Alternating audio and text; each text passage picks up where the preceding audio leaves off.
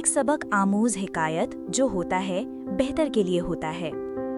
एक पुरसुकून सरसब्ज और शादाब गांव में एक दाना और बुर्दबार बूढ़ा आदमी रहता था। ना वो दौलतमंद था, न जागीरदार, नहीं उसके पास बेशबहा खजाने थे, लेकिन उसके पास एक बेमिसाल सफेद घोड़ा था। ऐसा हसीन और शानदार घोड़ा कि पूरे गांव के लोग उसे रश की निगाहों से देखते थे। कितने ही मालदारों ने उसे खरीदने की ख्वाहिश की, भारी कीमतें पेश की, मगर बूढ़े ने हर बार इनकार कर दिया। वो मुस्कुरा कर कहता, ये घोड़ा मेरे लिए सिर्फ एक जानवर नहीं, ये मेरा रफीक है, मेरा हमराज है, मेरा खानदान है। लोग उसकी बातों पर हंसते और कहते, बूढ़े तू अहमक है, ये घोड़ा बेच दे, ऐश कर, बढ़ापा आराम से गुजार। मगर वो जवाब देता, दौलत आराम दे सकती है, मगर दिल का सुकून नहीं खरीद सकती, और मुझे सुकून ही काफी है। फिर एक सुबह गांव में सनसनी फैल गई। सफेद घोड़ा गायब था। लोग दौड़ते हुए आए और तानों से भरे हुए बोले, देखा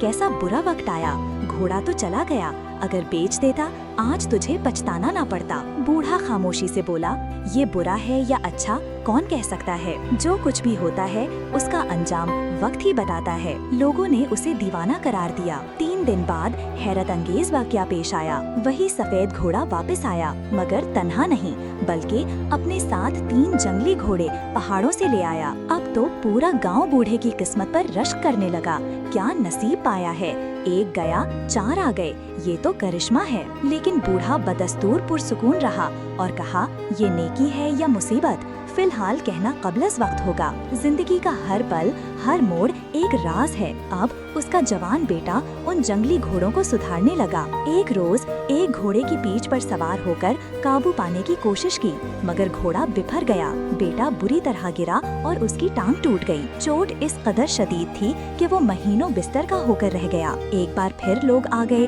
और अफसोस से कहने लगे, कितना बुरा हुआ, घोड़े वापस आकर क्या लाए, आफत, बेटा तेरा अपाहिज हो गया। बूढ़ा फिर भी पुरसुकून था। कहा, जो दुख दिखाई देता है मुमकिन है वही किसी बड़ी राहत का पेश खैमा हो। हम अपनी नजर की महदूदियत के सबब फौरी फैसले करते हैं, लेकिन वक्त ही सच आश्कार करता है। चंद हफ्ते गुजरे थे कि सल्तनत में खौफनाक जंग का ऐलान हुआ। बादशाह के हुक्म पर फौजी हर गांव से सेहतमंद नौजवानों को जंग के लिए ले जाने लगे। बूढ़े का बेटा चूंकि जख्मी और माजूर था, सो वो बच गया। अब वही लोग जो उसे दीवाना कहते थे अफसुर्दा और हैरान थे। उन्होंने शर्मिंदगी से कहा, तुम सच्चे थे, तुम्हारे बेटे की टूटी हुई टांग ने उसकी जान बचा ली। हमारे बेटे तो जंग में चले गए और न जाने उनका क्या हाल होगा। बूढ़े ने निगाहें आसमान की तरफ बुलंद की और निहायत सादगी से कहा, जिंदगी किसी एक लम्हे, एक हादसे या एक खुशी से नहीं जांची जा सकती। ये एक मुसलसल बहाव है,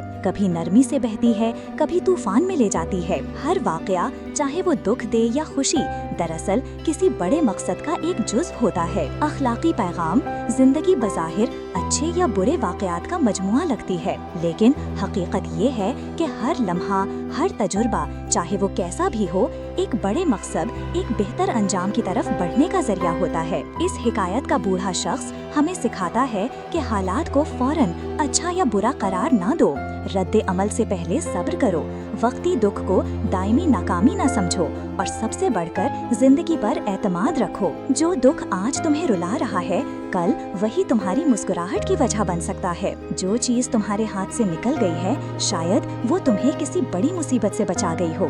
लिहाजा सब्र करो, यकीन रखो और दिल से कहो, जो कुछ होता है बेहतर के लिए होता है।